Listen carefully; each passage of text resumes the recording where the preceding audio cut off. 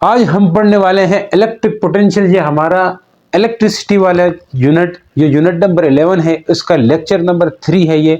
इससे पहले जिसने जो लेक्चर्स नहीं देखे, 2 लेक्चर्स, वो भी जाके देख लो, क्योंकि वो इम्पॉर्टेंट है। मतलब काफ़ी अच्छा खासा करके उसको हमने एक्सप्लेन किया वहाँ पे। और आज हम पढ़ने वाले हैं इलेक्ट्रिक पोटेंशियल। यूँ तो आपके बुक में खुद कहा गया है कि इलेक्ट्रिक पोटेंशियल को समझने से पहले आप पोटेंशियल यानी इलेक्ट्रिक पोटेंशियल एनर्जी को समझो, तो हम उसी को समझने की कोशिश करेंगे। बाद में हम इलेक्ट्रिक पोटेंशियल को डिफाइन करेंगे। तो लेक्चर होने वाला है काफ़ी मज़ेदार, तो आपको बने रहना पड़ेगा और सुनते रहना पड़ेगा और लिखते भी रहना है साथ साथ। ऐसा नहीं खाली बैठ गए देखने के लिए। तो क्या होगा जी, हमने पढ़ा है, कहाँ पढ़ा है सर? इलेक्ट्रोस्टैटिक वाले चैप्टर में क्या पढ़ा था? अगर कहीं पे इलेक्ट्रिक फील्ड हो, जी सर, अगर कहीं पे इलेक्ट्रिक फील्ड है, कोई एक चार्ज रहे, उस चार्ज को अगर हम इस इलेक्ट्रिक फील्ड के अगेंस्ट लेके जाएं, आमतौर पर इलेक्ट्रिक फील्ड में रखने से चार्ज अपने ऊपर फोर्स एक्सपीरियंस करता है। जैसे कि अगर ये पॉजिटिव चार्ज है तो इस फील्ड की डायरेक्शन में मूव करेगा। ये आप पहले जान चुके होंगे पिछले वाले लेक्चर में, वो लेक्चर मिस ना करें, जाके देख लें, पता चलेगा आपको कि इलेक्ट्रिक फील्ड की डायरेक्शन में फोर्स लगती है। अगर ये पॉजिटिव चार्ज हुआ, अगर ये नेगेटिव हुआ, तो फिर इलेक्ट्रिक फील्ड के अपोजिट यानी ए अट्रैक्ट होगा, क्योंकि ये फील्ड किधर से आ रही होगी जी? कहां से आ रही है? कोई पॉजिटिव प्लेट हो सकती है या कोई पॉजिटिव चार्ज हो सकता है, उससे ये फील्ड आ रही है।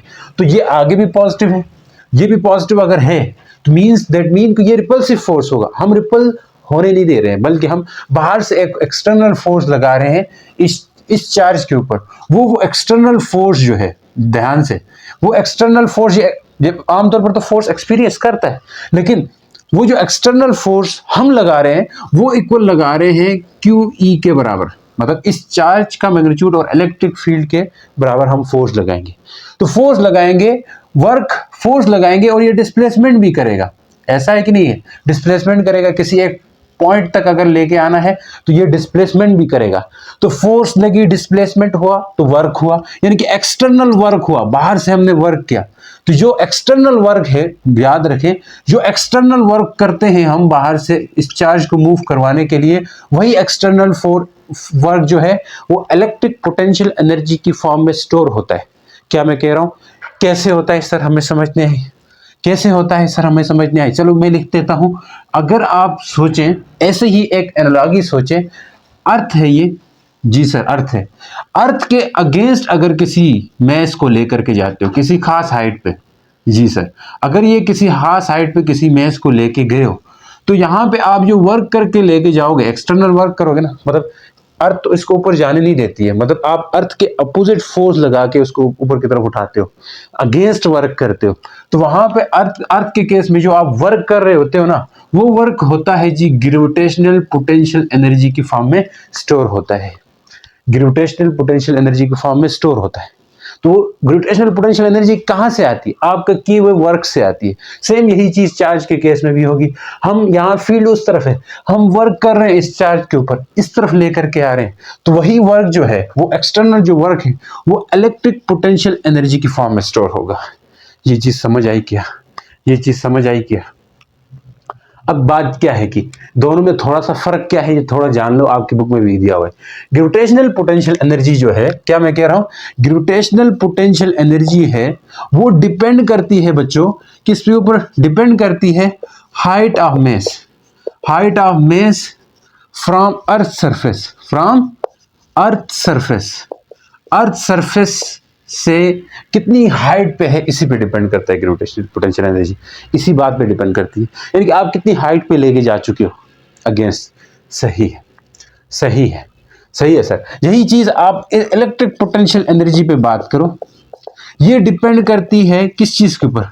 डिपेंड करती है on a position of charge in electric field, depend on position of charge, position of charge. इस बात का क्या मतलब है sir? Position of charge in electric field, यानी कि इलेक्ट्रिक फील्ड में किस पोजीशन पे है, इस बात पे डिपेंड करती है। क्या मतलब हुआ इसका? मान ले अगर ये कोई चार्ज है, प्लस क्यू चार्ज है, सोर्स चार्ज है, ये अपनी फील्ड निकाल रहा है, आसपास छोड़ रहा है, ठीक है जी, एयर के अंदर। अब अगर ये अपनी फील्ड आसपास छोड़ रहा है, दैट मीन कि इस बड़े वाले चार्ज के लिहाज से जिस चार्ज को आप मूव करवा रहे हो, छोटे वाला चार्ज, इसको किस पोजीशन पे रखे हो, यही यानी कि डिपेंड करेगा। अगर इस बड़े चार्ज के करीब लेके आओगे, मान ले दूर है, अभी छोटा चार्ज दूर है, तो आपको मतलब इधर इधर से इधर लाने के लिए थोड़ा वर्क करना पड़ेगा, ऐसा है कि नहीं है। मतलब इस R1 मतलब आगे लेके आते हो या डिस्टेंस R1 लेके आते हो तो कम वर्क करना पड़ेगा। तो मतलब आप दूर हो अभी भी इससे, या यूं कहो कि R1 डिस्टेंस पे हो, यहीं से इससे डिस्टेंस ले लो, R1 डिस्टेंस पे हो, यही वर्क आप इस चार्ज को करीब लेकर के आते हो, अब पोजीशन चेंज होगी, R2 डिस्टेंस हुआ। देखो R2 डिस्टेंस ज्यादा करीब है किससे, R1 डिस्टेंस से। दैट मीन कि ये जो पोजीशन है, इस पोजीशन पे इलेक्ट्रिक पोटेंशियल एनर्जी ज्यादा होगी। इसलिए मैंने कहा इलेक्ट्रिक पोटेंशियल एनर्जी डिपेंड करती है पोजीशन ऑफ चार्ज, चार्ज किस पोजीशन पे है, यानी कि सोर्स चार्ज जहां से जो फील्ड निकल रही है उसके करीब है या उससे दूर है। जब उसके करीब रहेगा तो दैट मीन वहां पे इलेक्ट्रिक पोटेंशियल एनर्जी ज्यादा स्टोर होगी, जब उससे दूर रहेगा तो दैट मीन वहां पे उस पर इलेक्ट्रिक पोटेंशियल एनर्जी यानी कि कम स्टोर होगी। तो इसलिए मैंने कहा कि जो इलेक्ट्रिक पोटेंशियल एनर्जी है वो डिपेंड करती है चार्ज के पोजीशन के ऊपर, कि चार्ज कहाँ पे रखे हो आपने, चार्ज कहाँ पे रखे हो इस बात पे डिपेंड करती है। ये बात समझ आई क्या, ये बात समझ आई क्या। अब अगर ये बात समझ आई तो हम थोड़ी और ज़रा इसके अंदर मसाला ऐड करते हैं। तो वो क्या होगा मसाला, ये वाली लिख ले बातें। तो हमें तो सर इररिलेवेंट नहीं लगा, ये बुक आपके बुक में ये चीज़ थ्योरेटिकल लिखी हुई है, तो मैंने इसको थोड़ा सा आपको मैथमेटिकल या इस तरह ड्रामेटिकली आपको रिप्रेजेंट करके दे दिया। सही है जी। अब हम कह रहे हैं कि जी कि इलेक्ट्रिक पोटेंशियल एनर्जी या पोटेंशियल एनर्जी किस किस बात डिपेंड करती है। एक है मेस, एक है जी पोजीशन पे डिपेंड करती है। यहाँ पे इसके मेस पे डिपेंड किया, फिर नीचे क्या किस बात पे डिपेंड किया, पोजीशन पे डिपेंड किया। अब ये चीज़ एक और देख ले, अगर मैं कहूँ ये कोई प्लस चार्ज है, प्लस क्यू चार्ज है, यहाँ से कोई दूर से किसी चार्ज को लेके आना है, कहाँ तक ले आना है, पॉइंट ए तक ले आना है, तो इसको इधर लाने के लिए आपको फोर्स ले, ये भी प्लस है, मसला ये खुद वर्क करना पड़ेगा, खुद वर्क करना पड़ेगा, एक्सटर्नल वर्क करना पड़ेगा। सही है सर, अभी तो बात की थी आपने। वही एक्सटर्नल वर्क किस में, इनकी गेन इन पोटेंशियल एनर्जी होगी, गेन इन पोटेंशियल, यानी कि पोटेंशियल एनर्जी गेन करेगा जी, गेन इन पोटेंशियल एनर्जी होगा यहाँ पे इलेक्ट्रिक पोटेंशियल। अब यही केस आपके पास स्पेसिफिक पोजीशन में लेके आ रहे हैं, तो यहां पे अगर यही चार्ज है Q, हम इस चार्ज को अब यहां से उधर लेके जा रहे हैं। अब इधर हम खुद एक्सटर्नल फोर्स लगा रहे थे, यहां पे ये एक्सटर्नल फोर्स लगाने की जरूरत नहीं है, ये एक्सटर्नल फोर्स हमने लगाई तभी ये आगे आया था, एक्सटर्नल फोर्स लगाई थी तभी ये इधर आया था। यहां पे एक्सटर्नल फोर्स लगाने की जरूरत नहीं है क्योंकि फील्ड की डायरेक्शन ये है, फील्ड की डायरेक्शन ये है, तो फील्ड की डायरेक्शन में खुद ही रिपेल होकर चला जाएगा क्योंकि ये प्लस चार्ज है, खुद ही देर दूर रिपेल करेगा, इसको रिपेल करेगा। रिपल्सिव की वजह से इसकी मतलब ये है कि स्पीड ज्यादा होगी। मतलब यहाँ पे क्या कह रहा हूं, देखो यहां से ये रिपेल हो रहा है तो ये आगे मूव करेगा, फिर और रिपेल होगा, फिर थोड़ा और तेज जाएगा, तेज जाते जाते स्पीड इंक्रीज होगी, यानी कि इसकी स्पीड इंक्रीज होगी। तो देखो एक सीधी सी बात आप समझो कि जब हम वर्क करके लाएंगे, एक्सटर्नल वर्क करके ले आएंगे, यानी कि इलेक्ट्रिक फील्ड के अगेंस्ट लेकर के आएंगे इस पॉजिटिव चार्ज को, उस टाइम पे पोटेंशियल एनर्जी क्या होती है, गेन होगी। अब यहाँ पे ये फील्ड खुद लेके जा रही है, फील्ड खुद इसके ऊपर वर्क कर रही है या सिस्टम खुद वर्क कर रहा है, इसको कहते हैं। तो उस वक्त आपके पास जो अपोजिट फिनोमेना होगा, यहाँ पे गेन पोटेंशियल एनर्जी होती थी, जहां पोटेंशियल एनर्जी क्या होगी जी, लॉस होगी, और काइनेटिक एनर्जी क्या कर जाएगी, गेन करेगी। काइनेटिक एनर्जी क्या होगी, गेन होगी, यानी पोटेंशियल एनर्जी में लॉस आएगा क्योंकि आगे जाती जाएगी तो पोटेंशियल एनर्जी कम होती जाएगी। ये आप आगे एक्सप्रेशन है उससे भी आप सीखोगे पोटेंशियल के, तो पोटेंशियल एनर्जी ओवरऑल कम हो रही है। तो अब कहने का मतलब ये है कि पोटेंशियल एनर्जी एक्चुअल में है क्या, कि जब भी आप किसी एक्सटर्नल वर्क करके लाते हो तो वो वर्क स्टोर होता है, यानी कि किसी चार्ज के अंदर, ठीक है, उसकी पोजीशन की वजह से, यानी कि वर्क जब स्टोर हो जाए किसी चार्ज की पोजीशन की वजह से किसी इलेक्ट्रिक फील्ड के अंदर। ये इलेक्ट्रिक फील्ड है ना यहाँ आसपास, ऐसा नहीं है कि इलेक्ट्रिक फील्ड नहीं है, जी सर है, इलेक्ट्रिक फील्ड है। तो इस इलेक्ट्रिक फील्ड के अंदर किसी चार्ज को लेके आते हैं तो उस चार्ज की पोजीशन की वजह से, पोजीशन की वजह से, देखो इस इलेक्ट्रिक फील्ड के अंदर हम इस चार्ज को लेके आए और उस चार्ज की पोजीशन की वजह से, यानी कि किसी इलेक्ट्रिक फील्ड के अंदर किसी खास पोजीशन की वजह से उसमें जो क्या हुआ वर्क, जो हमने किया हुआ वर्क जो स्टोर रहेगा, वही एक्चुअल में क्या हो जाएगी जी, इलेक्ट्रिक पोटेंशियल एनर्जी होगी। ठीक है जी। अब ऐसा नहीं है कि चार्ज को हम लेके जाएंगे, ठीक है, ये एक बात है, मैथमेटिकली ये चीजें दी हुई तो हम इस तरह समझाने में इस तरह समझा देते हैं आपको। तो इलेक्ट्रिक पोटेंशियल एनर्जी की डेफिनेशन क्या है वो हम देखेंगे। तो आपको इस चीज से मतलब क्लियर कंसेप्ट मिलेगा कि इलेक्ट्रिक पोटेंशियल एनर्जी क्या होगी। क्या मैं कह रहा हूं ध्यान से, इलेक्ट्रिक पोटेंशियल एनर्जी इसको डिफाइन करेंगे। अब के बार थोड़ा सा कंसेप्ट आपका बैठ गया है तो ये देखते हैं। Electric potential energy, energy store in any charge, किसी चार्ज में एनर्जी स्टोर होना, जैसे पोटेंशियल एनर्जी स्टोर होगी कैसे हुई, अगेंस्ट हमने एक्सटर्नल वर्क किया, ठीक है, ड्यू टू इट्स पोजीशन, उसकी पोजीशन की वजह से, यानी कि इलेक्ट्रिक फील्ड के अंदर किस पोजीशन में है और उसके ऊपर जो वर्क एनर्जी स्टोर रहेगी उसी को हम इलेक्ट्रिकल एनर्जी कहेंगे। यानी किसी इलेक्ट्रिक फील्ड में वो किसी खास जगह पे मौजूद है तो एट दैट टाइम उस किसी खास पोजीशन की वजह से, किसी स्पेसिफिक पोजीशन की वजह से, मतलब वो पोजीशन कुछ भी हो सकती है, ये आप यहाँ पे पॉइंट ए है, बी ले लो आगे पीछे, तो उस पॉइंट में किसी एक पॉइंट में किसी एक खास पॉइंट में किसी इलेक्ट्रिक फील्ड के अंदर जो पोजीशन होगी और उस पोजीशन पे आप जो वर्क करके लाओगे चार्ज को, वही वर्क एक्चुअल में स्टोर होता है in the form of electric potential energy. तो इलेक्ट्रिक पोटेंशियल एनर्जी क्या है, सीधी सी बात है आपके पास।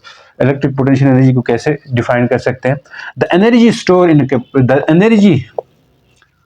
Energy store in a charge, charge में एनर्जी स्टोर होना, this energy store in a charge due to क्या, किस वजह से, देखो हम लेके आ रहे हैं तो एनर्जी स्टोर होगी in a charge due to its position, due to its position in electric field. सीधी सी बात है, क्योंकि हमें पता है उसकी पोजीशन की वजह से उस पर एनर्जी स्टोर होती है, क्योंकि आप पोजीशन चेंज करते जाओगे इलेक्ट्रिक फील्ड के अंदर अगेंस्ट दी, यानी कि इलेक्ट्रिक फील्ड लेके जाओगे तो इलेक्ट्रिक फील्ड के अंदर उस टाइम वर्क यानी कि एनर्जी स्टोर होती है किस चीज के ऊपर, चार्ज में। तो इसीलिए मैं कह रहा हूं ना, यहाँ अगेंस्ट लेके जा रहे हो तो इसका मतलब ये है कि एनर्जी स्टोर हो रही है चार्ज के ऊपर उसकी पोजीशन की वजह से, यानी कि पोजीशन कहां तक लेके जा रहे हो यही डिपेंड करेगा। मान ले आप ए तक लेके जा रहे हो, बी तक लेके जा रहे हो, ठीक है जी, इस चीज पे डिपेंड करेगा। तो पोटेंशियल एनर्जी आपके पास ये है, इलेक्ट्रिक पोटेंशियल जो स्टोर होती है किसी भी चार्ज के ऊपर। अब बात करते हैं इसका जो फार्मूला क्या होगा वो देखिए। वैसे हम इलेक्ट्रिक पोटेंशियल और पोटेंशियल एनर्जी में आगे रिलेशन है वो भी देख लेंगे, लेकिन यहां मैं बताऊंगा इलेक्ट्रिक पोटेंशियल एनर्जी को कैसे लिखेंगे। इलेक्ट्रिक पोटेंशियल के टर्म में लिख सकते हैं। इलेक्ट्रिक पोटेंशियल के लिए थोड़ा मैथमेटिकल हमें करना होगा, वो देखिए मैथमेटिकल ये आगे भी ये यूज होगी, यही मैथमेटिकल यूज है, कोई नहीं, ये आपने फार्मूला पढ़ा है।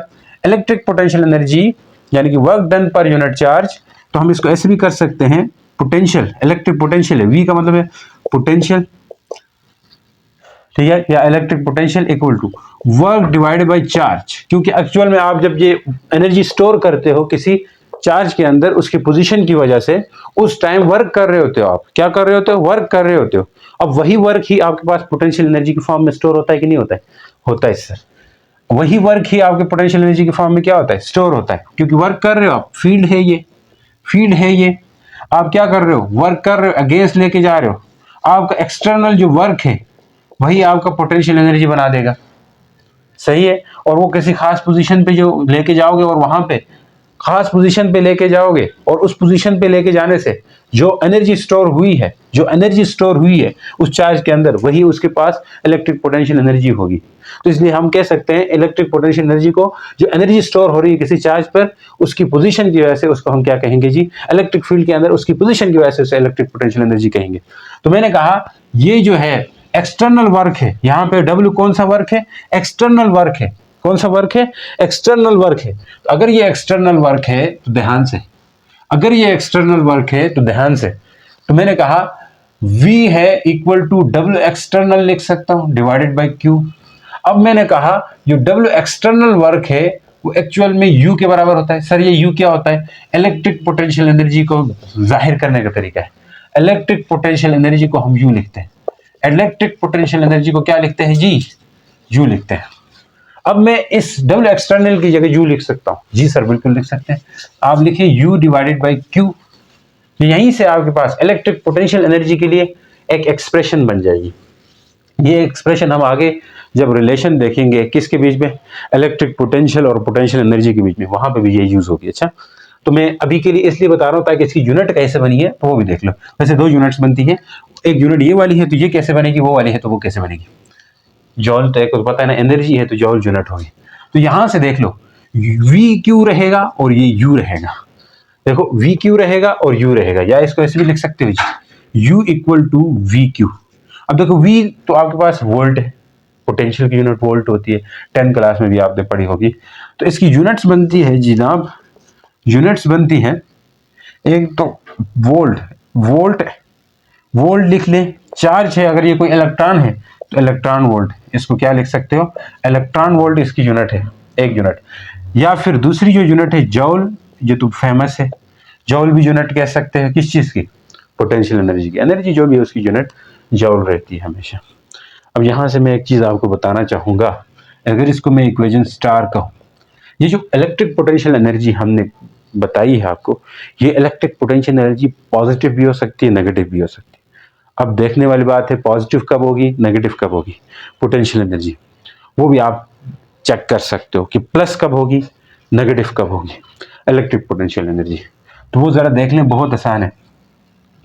इलेक्ट्रिक पोटेंशियल एनर्जी का ये वाला फॉर्मूला समझ आया कि नहीं आया, कि इलेक्ट्रिक पोटेंशियल एक यूनिट क्या है, इलेक्ट्रॉन वोल्ट है, एक जूल है। तो इससे आगे अब मैं कहना चाह रहा हूं कि एक और यूनिट भी है, यहां पे वीक पोटेंशियल है।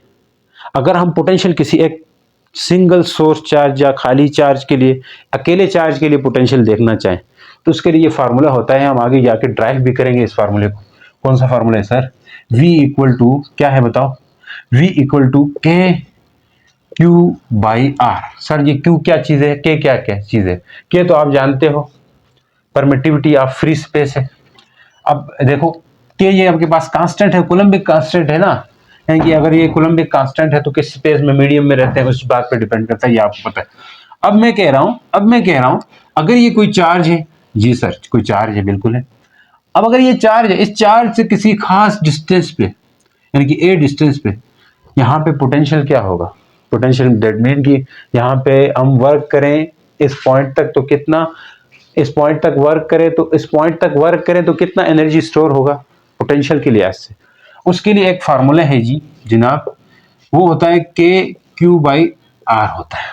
आर ये डिस्टेंस होगा, क्यू मतलब ये सोर्स चार्ज, यहाँ पे कोई चार्ज लाए हम प्लस चार्ज वर्क करके उधर से ले आए, लेने में तो एक्सटर्नल वर्क करके दूर से लाए, लेकिन यहाँ ए तक लाए, तो अब ए तक लाते वक्त उसमें कितना पोटेंशियल एनर्जी स्टोर हुआ वो इस फार्मूले से हम बताते होते हैं।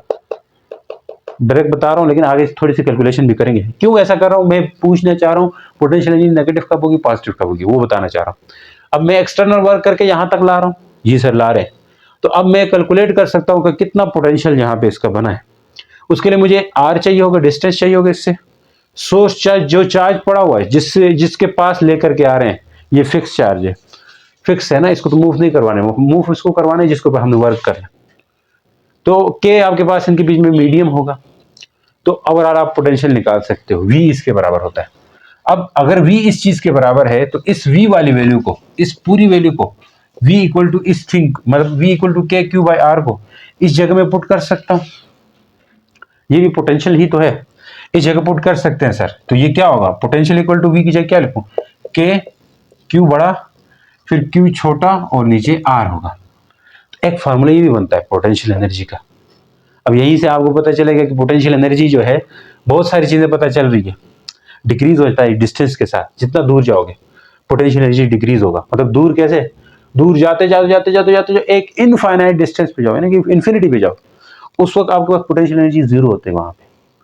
अच्छा फिर चार्ज की बात करें, यहीं से आपको मैं बताऊंगा, अगर ये चार्ज और ये चार्ज की बात करते हैं, अगर ये चार्ज प्लस है और ये भी प्लस है, ये प्लस है सोर्स चार्ज और साथ में ये भी प्लस है, तो देखो यहाँ पे ये चीज डिस्टेंस और ये चीज तो स्केलर है, इसमें कोई वो चेंज नहीं आएगा, दोनों चार्ज में फर्क आ सकता है अगर देखा जाए तो पोटेंशियल एनर्जी नेगेटिव भी होगी पॉजिटिव भी होगी, मैं बताऊंगा नेगेटिव का क्या मतलब है।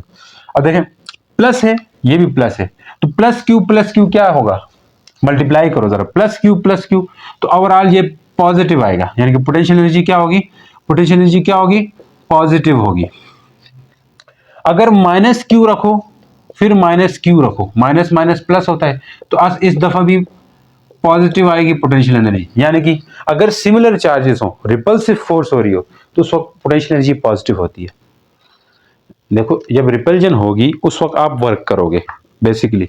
जैसे इस केस में आप प्लस चार्ज को लेके आए हो, तो आपको आगे लाने में आपको खुद वर्क करना पड़ता है।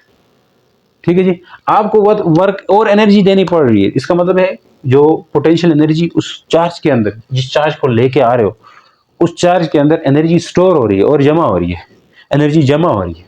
तो जमा होने की वजह से आप कह सकते हो कि ये जो चार्ज है, यानी कि इसमें जो एनर्जी स्टोर हो रही है वो पॉजिटिव पोटेंशियल एनर्जी स्टोर हो रही है। बात समझ आई कि नहीं? अब इसका अपोजिट अगर सोचें आप, नेगेटिव सोचें, ये चार्ज जो है ये प्लस में है और इसके पास जो ला रहे हो वो माइनस में है, तो देखें ये खुद ही इधर भागा चला आएगा। कहां से आया होगा? इन्फिनिटी से आया होगा, ये चार्ज खुद ही भाग भाग के आ रहा है।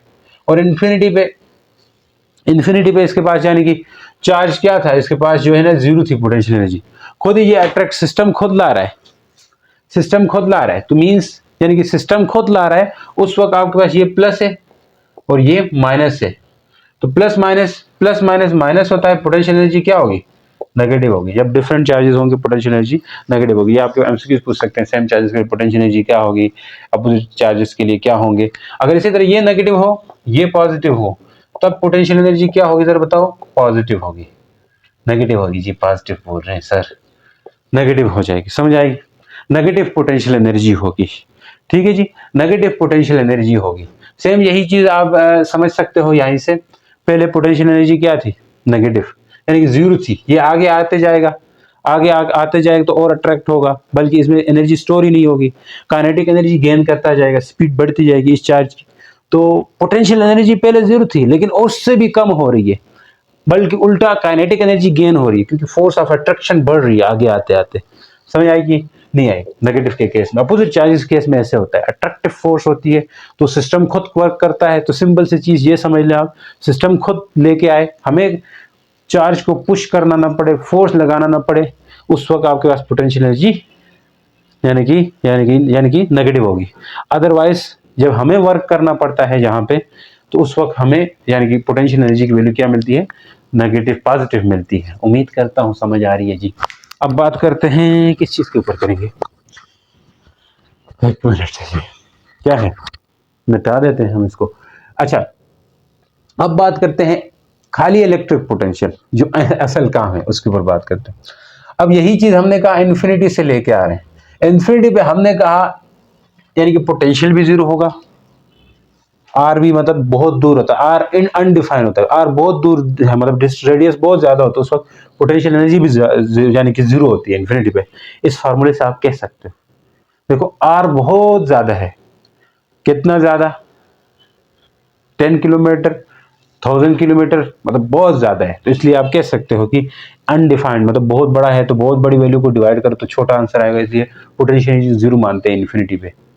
तो अब आपके पास इलेक्ट्रिक पोटेंशियल को डिफाइन करने के लिए हम सहारा लेंगे जी पोटेंशियल डिफरेंस। हम आगे पढ़ेंगे, मैं बता रहा हूँ, इसमें ये इलेक्ट्रिक पोटेंशियल और ये चीजें पढ़ रहे हैं, लेकिन एट द एंड जाके हमने आगे ईएमएफ और टर्मिनल पोटेंशियल पढ़ते हुए वहां पे मैं बताऊंगा पहले आपको कि पोटेंशियल डिफरेंस और ये चीजें क्या है।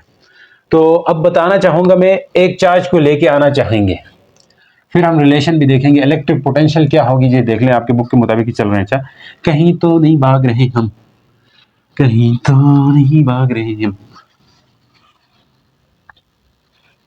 कैसे होगा जी, कैसे होगा ये बात?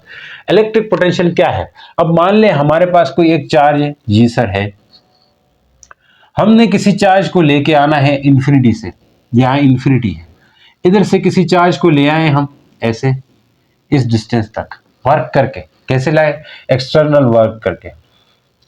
मान लीजिए कोई प्लस क्यू चार्ज था, इसको इस पॉइंट तक लेके आए, ये कोई पॉइंट ए है, हमें खुद एक्सटर्नल वर्क करना पड़ा है इस चार्ज को लेके आते हुए।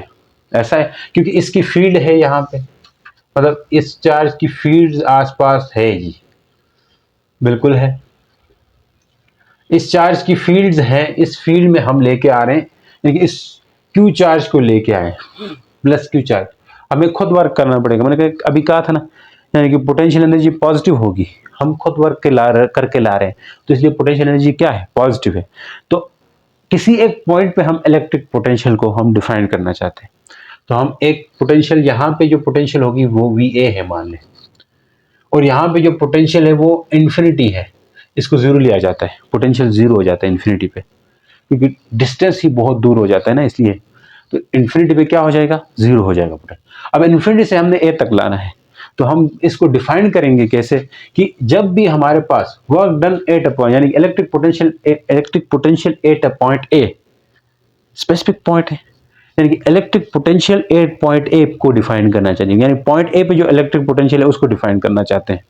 पॉइंट ए या यहाँ पे एक स्पेसिफिक पॉइंट है, इस तक लेके आना चाहते हैं, और इस तक जो डिस्टेंस है वो लगभग आर है आपका, समझ आएगी नहीं। तो हम क्या करें, electric potential at a point, यहाँ ए है लेकिन आप हम खाली एट अ पॉइंट कहेंगे, at any point, eight a point यानी किसी एक पॉइंट पे लेके आना है, कहां से लेके आना है, इन्फिनिटी से लेके आना है। तो electric potential at a point वो इक्वल हो जाएगा किसके, amount of work done, amount of work done, यानी कि अमाउंट ऑफ वर्क डन वो किसकी इक्वल होगा, यहीं से आप डेफिनेशन बनाते हो, देखो electric potential equal to work divided by charge है। देखो इसको ऐसे, electric potential at point A है, या ऐसे अगर आपने ए नहीं हटाना तो सिंपल वी भी कह सकते हो।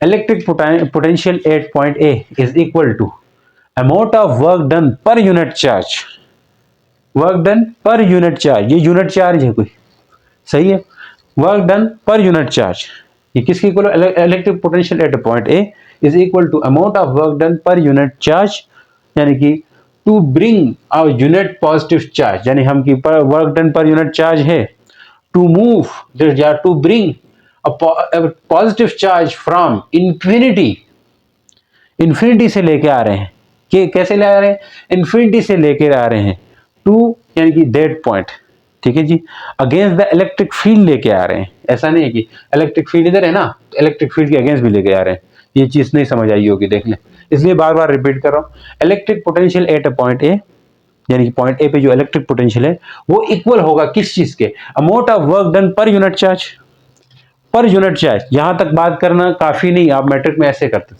यहां तक बात करना काफी नहीं है, तो आप देख लें क्या होगा, amount of work done at, यानी कि हम कह सकते हैं electric potential at a point is equal to amount of work done per unit charge, ठीक है, to bring a unit positive charge from infinity to that point, infinity to that point यहां पे ए हो सकता है, डेट पॉइंट इसलिए कह रहे हैं, पॉइंट ए भी कह सकते हो, लेकिन हम इसलिए कह रहे हैं डेट पॉइंट क्योंकि ये कोई जनरल पॉइंट हो सकता है, किसी आप ए पे न लाओ, कहीं बी बोल दो और बी पे ले आओ, ये भी तो हो सकता है।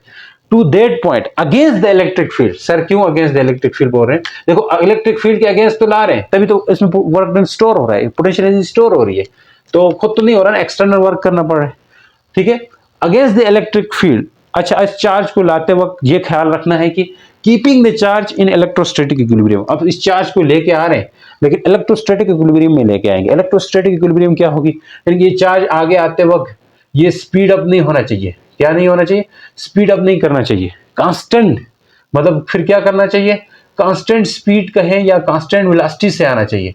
देखो कांस्टेंट वेलोसिटी रहेगी तो उसमें एक्सेलरेशन जीरो होता है, ये आप पढ़ चुके हो, अगर एक्सेलरेशन जीरो होगा या वेलोसिटी कांस्टेंट होगी तो काइनेटिक एनर्जी यानी जीरो होगी, तो जितना भी हम वर्क करेंगे वो पोटेंशियल एनर्जी की फॉर्म में स्टोर होगा, समझ आई नहीं है, अदरवाइज काइनेटिक एनर्जी गेन होगी, जीरो ना हो, यानी कि काइनेटिक एनर्जी इसमें गेन हो रही हो, तो उसमें फिर वो आप स्पीड तेजी से लेके जा रहे हो इसको इधर लाने में, तो इसको इक्विलिब्रियम में नहीं ला रहे हो, तो वो वर्क स्टोर नहीं होगा, वर्क एक्सेलरेट हो जाएगा, उसके अंदर काइनेटिक एनर्जी बन जाएगी, आपने आहिस्ता आहिस्ता पुश करके खुद का वर्क जो है इसमें ले आना है, और वही आपके पास इलेक्ट्रिक पोटेंशियल की फॉर्म में इस पॉइंट का इलेक्ट्रिक पोटेंशियल कहलाएगा जो स्टोर होगा इस फॉर्म में। तो जरा डेफिनेशन कर देते हैं, क्या होगा, the electric potential at a point, क्या लिख सकते हैं, the electric potential at a point is equal to amount of work done per unit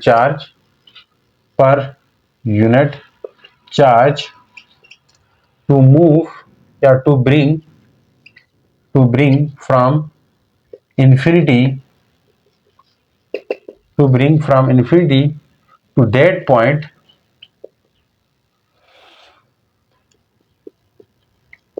against the electric field,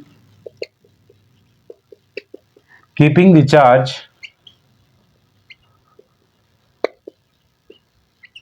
in electrostatic equilibrium.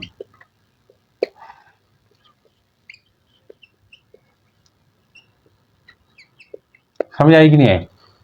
का चार्ज को इलेक्ट्रोस्टैटिक इक्विलिब्रियम में लाना है, तो ये आपके पास क्या हो जाएगा जी, इलेक्ट्रिक पोटेंशियल हो जाएगा। सही है सर, सही है, लग रहे। तो अब यहीं से हम एक और बात शुरू कर देते हैं, ये वाली बात कि हमने कहा यहाँ पे जो इलेक्ट्रिक पोटेंशियल है, आपकी बुक में भी है ऐसे, इलेक्ट्रिक पोटेंशियल को इक्वल लिया हुआ है किस चीज के, पता है? पोटेंशियल एनर्जी के, और पोटेंशियल एनर्जी के, potential energy divide by charge के। अब उसी पोटेंशियल एनर्जी को हम वर्क के इक्वल होगा कि नहीं, इसलिए वर्क डिवाइडेड बाय क्या कर सकते हैं, क्यू मतलब चार्ज। पोटेंशियल, इलेक्ट्रिक पोटेंशियल को V से लिखा जाता है, तो इधर वर्क को W से लिखा जाएगा इसको, और Q लिखा जाएगा, W बाई Q हो जाएगा। यानी कि पोटेंशियल की यूनिट को जरा हम डिफाइन कर लेते हैं, इससे आपका कंसेप्ट और चमकने वाला है। सही है जी, ये बातें समझ आ रही है? ये बातें समझ तो आ रही है सर, लेकिन बड़ा मुश्किल है, पता नहीं पेपर्स कैसे होंगे हमारे। ऐसा है, ऐसा सोचते हो? देखो पढ़ना तो पड़ेगा आपको, तभी तो कुछ होगा ना, अदरवाइज नहीं। देखिए वर्क पोटेंशियल किसके इक्वल है, वर्क डिवाइड बाई चार्ज के इक्वल है। तो अब यहां से इसकी यूनिट को देखें, वोल्ट है, यानी कि V equal to W by Q है। तो अगर ये मैं इसको वोल्ट बोल दूं, वोल्ट इक्वल होता है जौल, जौल है ना W को वर्क का, और कूलम, यही यूनिट बनेगी। तो 1 वोल्ट किसकी इक्वल होगा, 1 वोल्ट इक्वल होगा जनाब 1 joule divided by 1 coulomb. 1 joule divide by 1 coulomb को ही हम क्या कहते हैं, 1 वोल्ट कहते हैं। यानी कि अगर किसी चार्ज को लेके जाएं, 1 जौल वर्क हो उसके ऊपर, ठीक है, 1 जौल वर्क स्टोर हो जाए किसी यूनिट पॉजिटिव चार्ज, किसी यूनिट चार्ज को मूव करने से, जहां पे कहां मूव करने से, यानी कि 1 वोल्ट पोटेंशियल में मूव करने से, जितना यानी कि उसके अंदर 1 जौल वर्क स्टोर हो जाए, तो उसे हम 1 वोल्ट कहते हैं। बुक में डेफिनेशन लिखी हुई है, ठीक है जी, ये इसकी इक्वल होता है। खैर इसकी डायमेंशन वगैरह भी देख लेते हैं हम, ठीक है, डायमेंशन देखते हैं तो आपको समझ आएगी, ठीक है जी। If 1 joule work is store to move a unit charge between potential difference of 1 volt, then that will be the equal to, यानी कि 1 वोल्ट की इक्वल होगा। then work is said to be 1 volt, यानी कि then potential is said to be 1 volt, work नहीं, then potential is said to be 1 volt। फिर से देखो, if 1 joule work is done to move a unit charge between potential difference of 1 volt, then electric potential is said to be 1 volt। उस point के बीच में जो potential है वो 1 volt होगा। समझ आएगी नहीं? मान ले 2 पॉइंट्स के बीच में मूव करवा रहे हो चार्ज को, हाँ, एक पॉइंट ए है, एक पॉइंट बी है, तो इन पॉइंट्स के बीच में मूव करते हुए 1 वोल्ट आपने इधर से इधर मूव करते हुए 1 जॉल वर्क किया, और कितने चार्ज को लेके गए, 1 कूलम चार्ज को। तो अब अगर इन पॉइंट्स के बीच में जो पोटेंशियल डिफरेंस था वो 1 वोल्ट हो जाए, तो हम कहेंगे ये इलेक्ट्रिक पोटेंशियल यहाँ का 1 वोल्ट है। समझ आ रही नहीं आई? इलेक्ट्रिक पोटेंशियल क्या है यहाँ का, 1 वोल्ट है। चलो सर समझ आ गई, तो अब देखते हैं, हाँ, इलेक्ट्रिक पोटेंशियल की डायमेंशन वगैरह देखते हैं। जॉल डिवाइड बाय क्या है, कूलम है। तो वोल्ट इक्वल टू क्या था, जॉल डिवाइडेड बाय कूलम है। जॉल देखो, जॉल वर्क की यूनिट है, मानते हो इस बात को, वर्क होता है एफ एस के, और एफ एस को हम फोर्स की यूनिट न्यूटन होती है, एस मीटर है, न्यूटन मीटर। न्यूटन को क्या लिख सकते हैं, केजी मीटर पर सेकंड स्क्वायर, और ये मीटर है, ध्यान से मीटर के पास आएगा केजी मीटर का स्क्वायर सेकंड स्क्वायर, तो कुल मिला के M L square T minus 2 हो जाएगी। सही है सर। कूलम की बताएं, देखो कूलम की निकालने के लिए आपको करंट देखना पड़ेगा, Q बाई टी होता है, तो यहीं से Q किसकी इक्वल होता है, IT की इक्वल होता है। अगर मैं कूलम की आपको डायमेंशन पूछूं, तो एम्पियर के लिए मीटर है, करंट के लिए एम्पियर होता है, टाइम के लिए सेकंड होता है, तो एम्पियर टाइम के लिए T लिखेंगे, AT आ जाएगा कूलम की डायमेंशन। जॉल की डायमेंशन क्या आई, ये चीज, जॉल की डायमेंशन ये आ गई, कूलम की डायमेंशन ये आ गई। तो इधर पुट कर दो, v इक्वल टू डायमेंशन इसकी पूरी निकल आएगी, आधी नहीं, m l square t minus two bracket bracket square bracket लीजिए, a t होगा, इनको भी ऊपर ले जाएं, m l स्क्वायर है, t माइनस टू है, ये ऊपर जाएगा, t माइनस वन हो जाएगा, और ये a माइनस वन हो जाएगा। आगे आगे लिखते हैं, m l square t minus one minus two minus one minus three होगा, a माइनस वन होगा, तो ये डायमेंशन बनेगी जी। और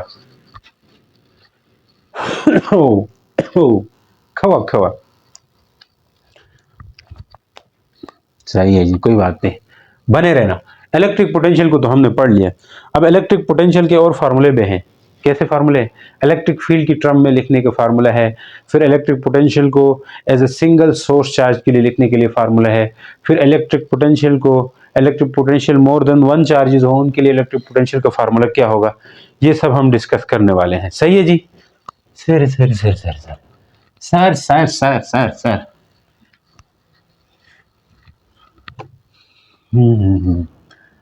electric potential due to a point charge. आपकी नेक्स्ट क्या था बताओ जरा। Electric potential in term of क्या करेंगे जी, इलेक्ट्रिक फील्ड, इसकी टर्म में देखना चाहते हैं। देखिए इसके लिए बहुत आसान सा काम है, हमने इस तरह करना है, किसी चार्ज को मूव करवाना है, कोई प्लेट श्लेट बना देनी है जी। आपकी बुक में बनी हुई तो मैं प्लेट बना रहा हूँ, नंबर प्लेट नहीं सर, ये दूसरी वाली प्लेट है, चार्ज प्लेट है। यहां से यहां पे इलेक्ट्रिक फील्ड जा रही है, पॉजिटिव प्लेट से नेगेटिव प्लेट जाती है, आपको पता है। अगर जाती है तो फिर यहाँ पे कोई चार्ज है, क्यू चार्ज है, इसको भी उधर से उधर जाना है। तो अब ये उधर से इधर जाएगा, तो दैट मीन कि इस पॉइंट तक जाते जाते इसने कुछ ना कुछ डिस्टेंस कवर कर लिया है, वो एक्स डिस्टेंस कवर कर लिया। इस पे जो फोर्स लगी है वो क्यू ई के बराबर लगी है, एक्स नहीं बल्कि एस, आपके बुक में एस नाम दिया वैसे, एस भी कह सकते हो, एक्स भी डिस्टेंस है, सही है, डिस्प्लेसमेंट है। तो अब यहाँ पे जो वर्क है वही मैंने कहा पोटेंशियल एनर्जी के फॉर्म में स्टोर, यहां से आए पोटेंशियल एनर्जी, अपोजिट लेके आओ यार। अगर ये मान लो मैं नेगेटिव चार्ज लेके जाता हूँ तो ये फिर क्या होगा पता है, नेगेटिव की वजह से ये उधर नहीं जाना चाहिए, इधर हम खुद लेके जाएंगे, वर्क एक्सटर्नल वर्क करेंगे, तभी पोटेंशियल एनर्जी पॉजिटिव हम लेते हैं। ठीक है, तो ये आपके पास वर्क आगे आप पढ़ चुके थे, पॉजिटिव के लिए मैंने कहा अगेंस्ट से खुद लेके जाना होगा ना। पोटेंशियल एनर्जी होगी ये, देखो वर्क किसके इक्वल आएगा, पोटेंशियल एनर्जी के, और उस पोटेंशियल को यू भी लिख सकते हैं, ऐसा है, क्योंकि देखो यहां पे हमने कहा वर्क का फार्मूला जो है वो इक्वल होता है ए फोर्स और डिस्प्लेसमेंट। फोर्स किसकी इक्वल आ चुकी है, अब वर्क इसके बराबर है, दैट मीन कि आप पोटेंशियल एनर्जी को भी इस चीज के बराबर कह सकते हो। वर्क मैंने यहां किसके बराबर लिया है बोलो, एफ एस के, तो यहाँ पे वर्क को पीई के बराबर लिया है या यू के बराबर लिया है, तो यू को भी एफ एस के बराबर ले सकता हूँ, U equal to F S. तो एफ किसके बराबर है, क्यू ई, एफ किसके बराबर है, क्यू ई, ये वाला ई, तो एस, तो ये क्यू ई एस आ गया एक तरफ। लेकिन हमने कहा है कि पोटेंशियल, इलेक्ट्रिक पोटेंशियल को हमने इलेक्ट्रिक फील्ड की टर्म में बताना है, इलेक्ट्रिक पोटेंशियल को, तो वो बताने के लिए क्या करेंगे, कंसीडर किया ये वाली सिचुएशन, और इसमें हमने मूव करवाना है उस चार्ज को लेके। तो उसके लिए आपकी बुक में एक और डायग्राम दी हुई है, वो क्या है देख लो। उसके लिए डायग्राम ये दी हुई है उन्होंने, अगर ये कोई सोर्स चार्ज है, सही है सर, इसकी फील्ड तो निकलेगी, जी सर निकलेंगी, इस डायरेक्शन में इसकी फील्ड होंगी, जी होंगी। अब हमने क्या करना है, किसी चार्ज को मूव करवा देना है, यहां से कोई चार्ज क्यू है, प्लस क्यू चार्ज है।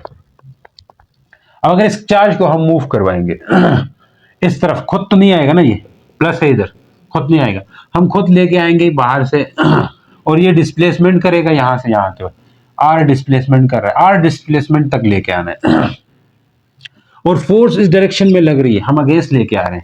तो इलेक्ट्रिक फोर्स, देखो यहां पे आप इसका पोटेंशियल एनर्जी या वर्क कैलकुलेट कर रहे हो तो सिर्फ और सिर्फ कंजर्वेटिव फोर्स के लिहाज से करोगे, ऐसा नहीं है, कंजर्वेटिव फोर्स है ना उसके लिहाज से। तो इनके बीच में यहाँ जो फोर्स है, इलेक्ट्रिक फोर्स उस तरफ लग रही है ना, देखो इधर लाने के लिए हम उतनी फोर्स ही लगाते हैं, आप परेशान मत होइए।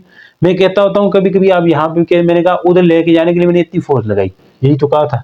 अब यहाँ पे मैं कह रहा हूँ कि उधर भी इतनी लग रही है, इधर भी, तो मैं उतनी ही सेम मैग्नीट्यूड की फोर्स लगानी पड़ती है और इसको इलेक्ट्रोस्टैटिक इक्विलिब्रियम में आगे लेके आना पड़ता है। अब देखें, इसको मैं ले आया हूँ, इस चार्ज को मैं आगे लेके आया हूँ, तो मैं फोर्स और इसके बीच में एंगल आप देख पा रहे हैं 180 का है, डिस्प्लेसमेंट अगेंस्ट हो रहा है, नेगेटिव वर्क हो रहा है।